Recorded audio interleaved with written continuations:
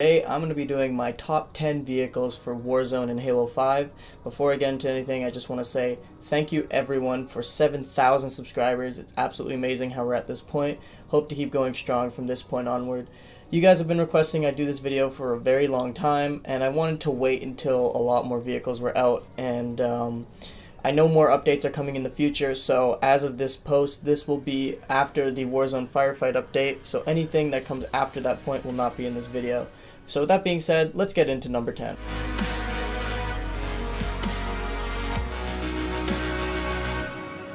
When it comes to these two tanks, it's really hard to say which one is better, and even though I did say I preferred the Hannibal Scorpion over the Oni Scorpion, that does not mean that I think that it is better than it at all. It just means I have a different playstyle, and these tanks are too similar in strength together that I did not want to put them apart or make one go above the other. And you might be wondering, why are these powerful tanks only number 10 on the list? Well, that's because strength isn't everything, and these tanks have very negative side effects to them. For example, one of them being that they're tanks, they're very slow, they're also very big, and they're all susceptible to camo because they're ground vehicles. These tanks are very strong, which is a given, but the maps that are designed around them and the movement speed that they have and all the negatives that they have with it do not really compensate for the fact that they have high damage, and that's why they're on number 10. Regardless, they are still very powerful wrecks, and I do recommend using them whenever you get the chance.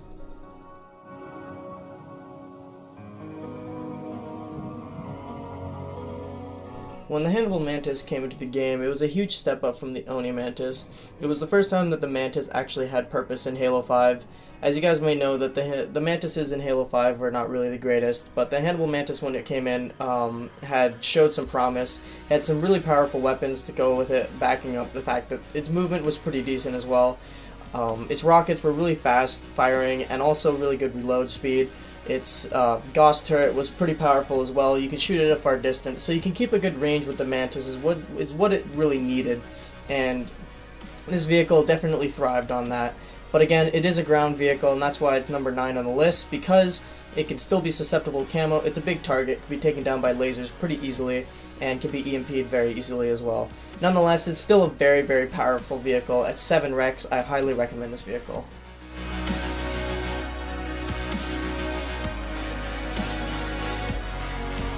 At the beginning of Halo 5, people have been saying that the Ghost Ultra is overpowered, and I agree, and I still agree to this day. This vehicle that has a lot of armor, does explosive rounds, and can boost and splatter people is very, very powerful. However, now that everyone has a grasp on their own wrecks and has a lot of low-level wrecks at their disposal to take out these vehicles, the Ghost Ultra hasn't really been too much of a problem anymore. However, it's still one of the most powerful early game wrecks, and I recommend it. The only reason it is number 8 on this list is because of the fact that it is an early game wreck, and with that it has a lot of bodily exposure. You can take it down very easily with snipers and anything else in the mid to late game, but as the early game progression, this vehicle is definitely one of the most powerful.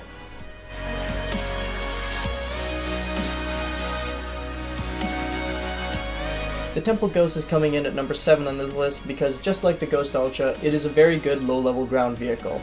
Unlike the Ghost Ultra, the Temple Ghost has a much faster boost speed and increased mobility, meaning its strafing and turning is a lot more quicker to react, so you slow down and move to that other distance that you want to look at or move towards a lot quicker. This means you can dodge a lot of shots, you can evade a lot of people, and you can also get behind people a lot quicker, and you can keep multi-kills going a lot better. The reason why it's number 7 instead of number 8 instead of the Ghost Ultra is because it might not have explosive rounds. It is very, very good for getting in and out of situations and taking down Spartans with ease. The Temple Ghost thrives on getting in and out of situations while taking little to no damage. Although it might have the same armor as the Ultra Ghost, it is more better to use it to get into an area, take out as many enemies before they have a chance to react, and get out of the area. This is why the Temple Ghost thrives more than the Ultra Ghost, is because of its very good mobility and speed. It gives it a higher survival rate, meaning you can rack up kill streaks and multi-kills a lot more easier. Because of this makes the Temple Ghost a very, very good low-level wreck, and I highly recommend it.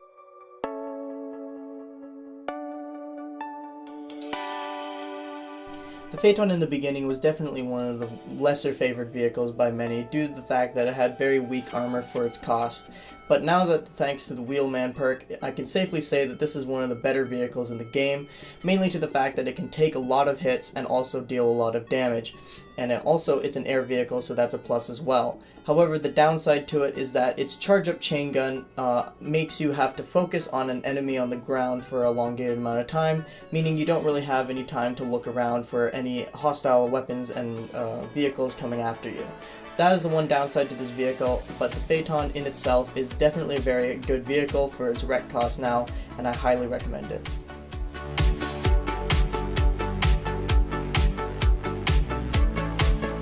The Wasp is one of the most controversial vehicles in this game because of the fact that when it was released, people have been saying on both sides of the argument that it is too weak or it is too strong. And I'm here to say, in my opinion, I believe that it's perfectly balanced. The reason why people think it's too strong is because of the fact that it can fly, which I do agree a 3-rec early game flying vehicle is extremely powerful. It is very good for pushing bases and getting those objectives in the very beginning. And people have been saying that it's very weak because of the fact that you need a long focused amount of time with the chain gun to take down enemies. However, the way this vehicle is meant to be played is not to do so much damage to the enemies and get kills, more so to push those objectives and get those bases captured while pushing the enemy back. However, if you're more of a skilled player with precision shots, you are able to take the enemy down with the direct hits of the rockets, because that is your main source of damage. The chain gun is more so to finish off enemies, not really to initiate the fight. This vehicle is definitely a very, very strong vehicle for the fact that it is a 3-rec air vehicle. It gives you that aerial domination in the beginning of the game, and you can destroy enemies very easy. However, it is a very, very weak vehicle, has very low armor, and you have to prioritize that shield and your mobility to keep yourself alive in the beginning. If more than one person is focusing you, you can guarantee that your HP is going to drop very significantly and you will die. Even so, with that said, this vehicle is very powerful and I highly, highly recommend it.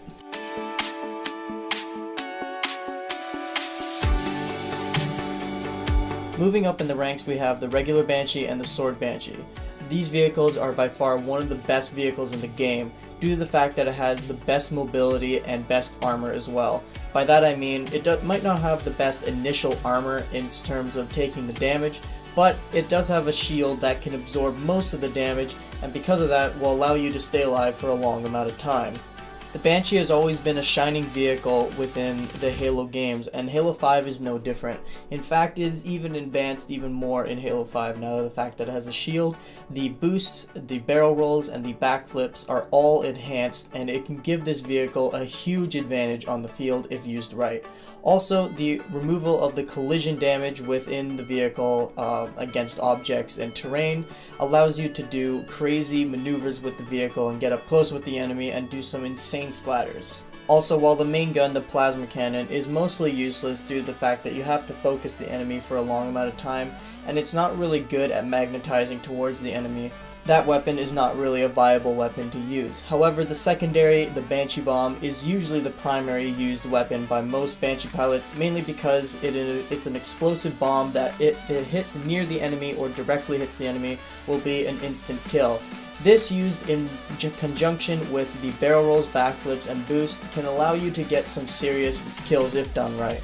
Also, the Banshee is very good at taking down enemy AI bosses. However, even though it might not have that high of damage in the mid-tier game, it still has very, very good support damage and can do very good damage to any boss generally.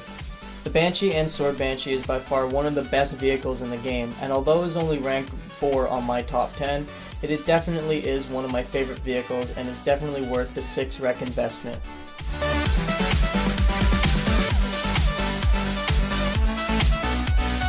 I never would have expected a vehicle to outshine a Banshee, but here it is. The Phaeton Helios is one of the most strongest vehicles in the game.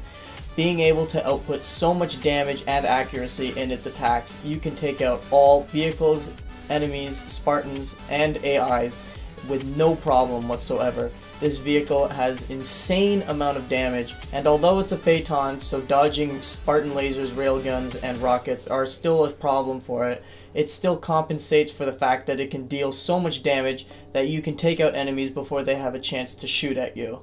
This vehicle is absolutely dominant when it comes to destroying enemies in their bases, enemy vehicles, enemy AI.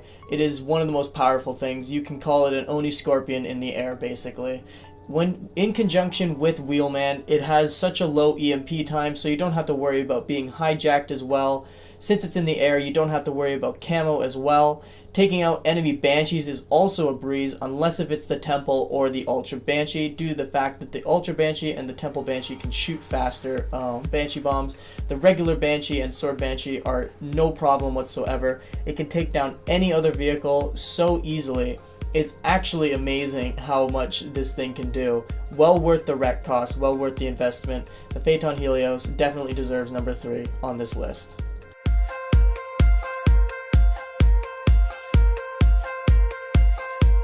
The almighty Banshee Ultra comes in at number 2 on this spot because it is one of the most powerful vehicles in the game, if not the most powerful vehicle in the game. It has extremely high consistent damage, can take down any type of vehicle, AI, or Spartan with ease. The Banshee Ultra's Banshee Bomb has an extremely high reload speed. On top of that, it has a consistent burst explosive that can destroy anything in its path. It destroys all the vehicles extremely easily, including the high armored Oni Scorpion and Handable Scorpion. Because of the high mobility feats such as the backflip, barrel roll, and boost as well to compensate for its high damage, this vehicle absolutely outmaneuvers everything in the game and just completely powerhouses through everything. The Banshee Ultra already had high armor enough as it is, but with the Wheelman update has given this vehicle an extreme edge in protection, mobility, survivability, and damage. It has given it an insane amount of EMP resistance since with the Wheelman, and it can take a lot of hits and stay alive very easily. It can take on a whole enemy team and come out unscathed most of the time, since it has a shield as well because it's a Banshee. The Banshee Ultra is definitely one of the most destructive vehicles in the game and has earned number 2 on this list. However, despite all of its positive perks that it has, there is still one more vehicle that is beyond the Banshee Ultra.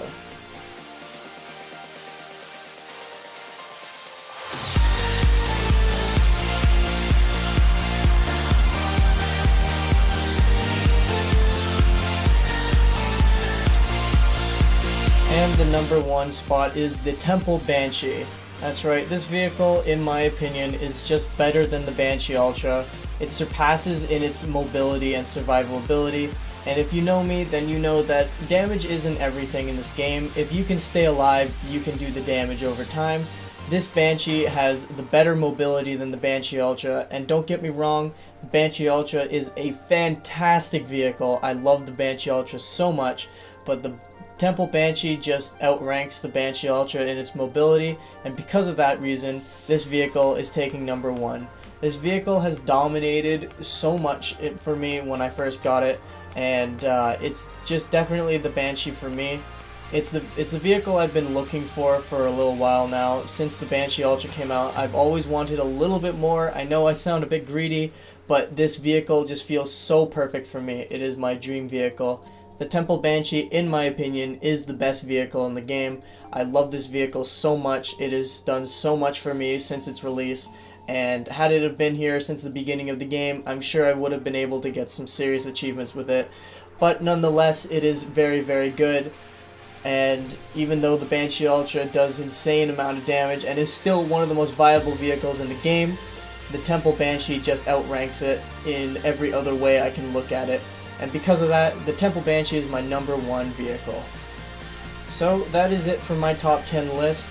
I know everyone has a different opinion on different vehicles, but this was just my top 10 vehicle list. I've used all of these vehicles multiple amount of times, and I wanted to give a fair review on all of them. Thank you guys so much for 7,000 subscribers once again, and I will see you all in the next video.